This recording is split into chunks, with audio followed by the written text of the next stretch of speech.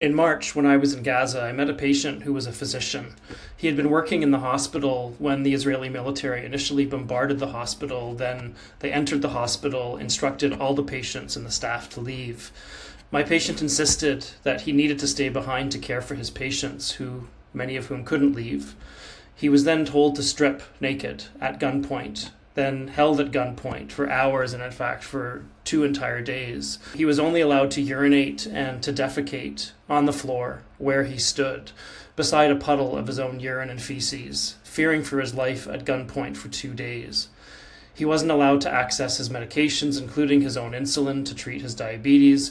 Eventually, the Israeli military instructed him to care for his patients, who remained there, some of them, but they didn't allow him to dress before they did this, and they laughed because all of his patients were children.